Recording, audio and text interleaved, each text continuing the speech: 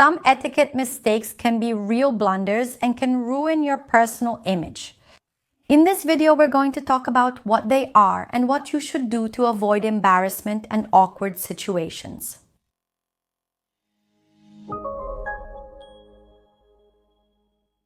Hi, I'm Juliana Santiago, a teacher and etiquette consultant. Here on the Etiquette and Protocol channel, we talk a little more about how to build a powerful personal image so that you can also project confidence and security through your appearance. And today we're going to have a little chat here on the channel about some etiquette mistakes that can embarrass you, things that can embarrass you that can make you feel ashamed. And in this video, we're going to talk about the worst etiquette mistakes in this regard. The first point is speaking too loudly. Speaking softly is a problem, but speaking loudly is a much more serious problem. So be very careful with the volume and projection of your voice. If you usually notice that your voice stands out in a group conversation, it's important for you to avoid that. And I'm not just talking about parties or social events, but also work meetings or even everyday situations. An interesting way to notice if you speak too loudly is if only your voice stands out in that group conversation. That's one way. Another way you can observe your tone of voice is by even asking someone you trust. So sometimes you can ask a friend, your mom, an aunt, a cousin, or a sister for feedback and their opinion. Do you think I speak too loudly? Should I adjust my tone of voice? So it's important for you to be prepared to receive that feedback as well. Using your phone at inappropriate times is also something that's extremely impolite. It makes you and others feel embarrassed. People don't like it, it's embarrassing, and I know that cell phones are part of our daily lives, and we're used to always checking notifications, seeing who sent a message, what's new on social media. Sometimes we're in the middle of a conversation and a store notification pops up and we already want to know what the deal of the day is. But we need to be very careful with our cell phone use, especially when we're around other people, when you're with someone, whether in a group conversation. Even in a casual conversation, you ran into someone at the gym, you met someone at the supermarket, your phone starts buzzing, and you already have the habit of picking up your phone. No, wait, let me see what they sent me here. Try to avoid it. You have to remember that the present moment is always much more important than your cell phone. So, for example, if you get a call while you're talking to someone, can't you wait until you finish that conversation before calling the person back? If you really need to answer and it's really urgent, don't do it in front of the person. Excuse yourself, say it's something important, and then step away. What's interesting to mention here is that we need to evaluate what is actually important. For example, if you have children and someone calls from your child's school, that's something very important. Something could be happening with them that you need to be aware of. Now, if it's a call from a number you don't even recognize, you don't know who it is, it's a WhatsApp call from a cousin or a friend, and you stop in the middle of a conversation to answer that call, it shows the other person that the call, your phone, what's happening there is much more important. So avoid using your phone or answering calls when you're in the presence of other people. Interrupting people while you're talking is also extremely harmful for you and makes you feel really embarrassed. No one likes to talk to someone who keeps interrupting what the other person is saying all the time. So, for example, the person is there telling you that they went on a trip, that they went to the beach, and then you keep interrupting the conversation all the time, either to ask questions or even to share something you also experienced, which is actually worse because it seems like you want to outshine the other person, that you also went through that and you also had that experience, and that's not important to the other person. But always wait for the person to finish what they have to say. Finish speaking, finish the sentence, finish the context of the conversation before you introduce your own points or observations. It is definitely interesting while you are talking to someone to add questions, comments, expressions, to say what you think. In short, you can have that participative conversation. But while the person is telling you about the situation, while they are building the narrative of what they're sharing with you, you really need to pay attention and wait for your moment. There are people who can't even wait for the other person's turn to speak, and sometimes they even finish the other person's sentences out loud. You know, when you're talking and the other person is mouthing along with what you're saying? That's not cool either. It gives the impression that you want to say something and that you also want to interrupt the other person. Not greeting people is also something that can make you really embarrassed, especially not greeting in an appropriate way. So, for example, even if it's just a wave, ideally you should maintain social contact and smile and wave. If it's a greeting with touch, remember to make it a precise greeting.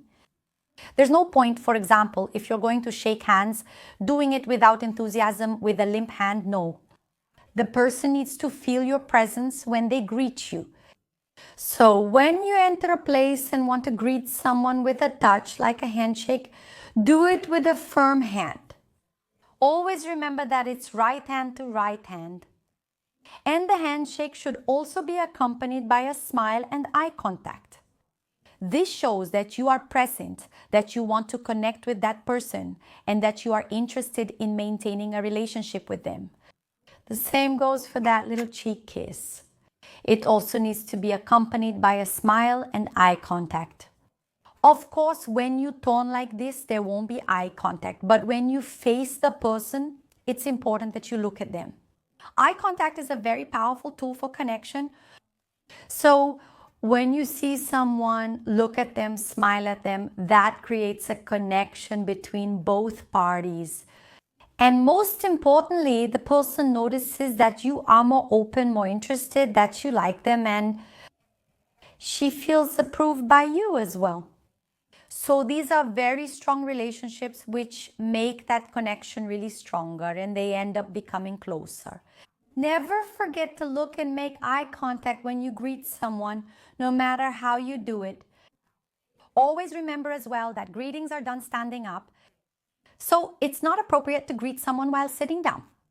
Of course, there can be situations, for example, you're at a party and there's a table, your table is blocked, there's a wall behind you, lots of people here, lots of people there, and it gets complicated for you. What should you do in this situation? In this case, you can pretend that you are going to stand up and give a greeting. That's why a smile and eye contact are two very powerful tools. Because even when you pretend to stand up as a sign of respect and interest in that connection, eye contact and a smile end up coming together in that context, and the person feels that you really didn't know what to do, but they still want to greet you at that moment. Overdoing it with perfume is also not polite. I know that we're often afraid and worried about smelling bad, and I really have that fear too. And many times, because we're afraid of that, we might end up overdoing it with perfume. So be very careful with the amount of perfume you put on. And it's also important to think about where you're going and which perfume you're going to use. For example, when it comes to an evening event like a party, it's appropriate to wear a more striking perfume, one with a slightly stronger scent. Wherever you go, people can smell your fragrance. But in a work environment, or for example in a day-to-day situation, it's a good idea to wear a pleasant perfume, but one that others can also smell along with you for a long time. It can happen that you choose a very strong perfume for work, for example, or even to go to church, and then people can't stand being next to you. That's happened to me too. Once I went to church, I was at the service, and in front of me, there was a young woman wearing perfume. The perfume was pleasant, but as the service went on, the scent was so strong that I couldn't stand that smell for very long. And I wasn't even pregnant. My health was perfectly fine. But since we were in a very close space with a lot of people, having that smell right next to me was really unpleasant for me. And I even had to change seats just to feel more comfortable in that situation. So be very careful. Now, you who always want to get it right, always want to be pleasant and appropriate in situations, what about you? You've already liked this video, haven't you? After all, those who watch the content here on the channel are always present, like the video, recommend the Etiquette e Protocolo channel to others, and are also subscribed to the channel. Have you subscribed to the Etiquette e Protocolo channel yet? There are many people who follow the channel but are not subscribed yet. So I want to see your like here and your subscription. Don't forget to stop by the channel often because every week we have new things here. Taking ownership of sensitive topics in public can also make you really embarrassed. We need to have control over who we discuss certain topics with. So, for example, talking about politics, about money, about financial matters, or very personal issues, we need to evaluate who we bring these kinds of topics up with. Many times you're just getting to know those people. They're not really close. They're not really friends. They're colleagues. They're acquaintances. And then you start bringing up very specific points of view about a certain topic. So, for example, your political stance. For you, it might often be non-negotiable. But it's interesting for you to consider whether it's appropriate to bring up this topic in this context. For example, you're in a group conversation and you've seen someone twice, like a friend of your cousin at your cousin's birthday party, right? She has your cousin's birthday and you know she has a friend. And then you're going to start talking about political situations, your point of view, in a really strong way. That can make you feel embarrassed because people often aren't even interested in talking about that topic, and you bring it up as if it's something really important to you. Of course, you'll have groups that you participate in and have these kinds of conversations with, but now bringing this up kind of out of nowhere isn't really interesting. The same thing happens with very personal matters or even issues related to money. So, asking someone, for example, how much they spent on a party, how much they paid for a purse, if the item they're wearing is real or fake, or if it's actually jewelry or not, it's not appropriate for you to question that. Of course, with someone you're close to, it might make sense, but be careful even when asking very personal questions, even if it's to a friend, because there might be people in that group who aren't as close. The person you question might feel awkward having to bring up a topic in front of others they barely know, and you could also come across as someone who is too nosy, which makes you seem totally unpleasant and could embarrass you. Talking about yourself is also another mistake that honestly is terrible, extremely negative, and can make you really embarrassed. No one wants to keep listening all the time about your life, your experiences, what you did or what you achieved.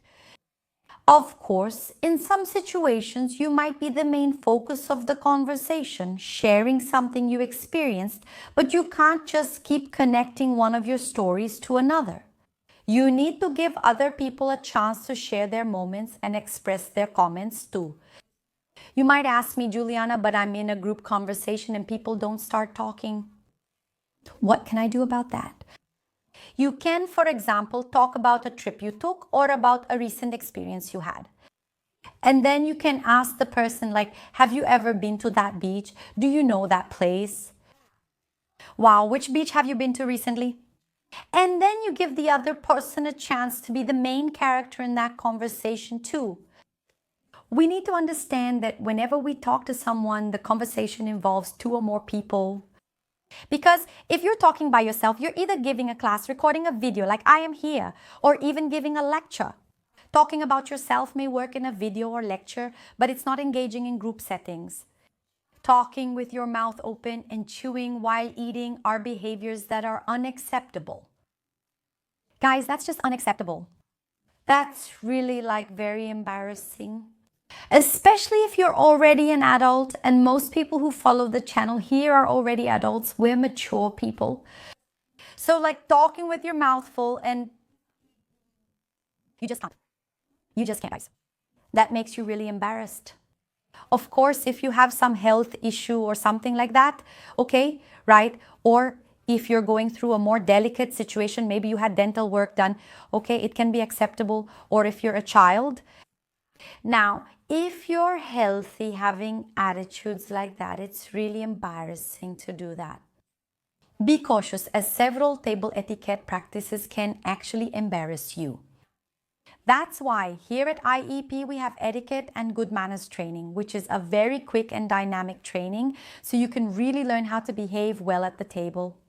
If you haven't taken this training yet, point your phone at the QR code that's showing up here on the side, and you'll be directed to a special discount that I'm offering you.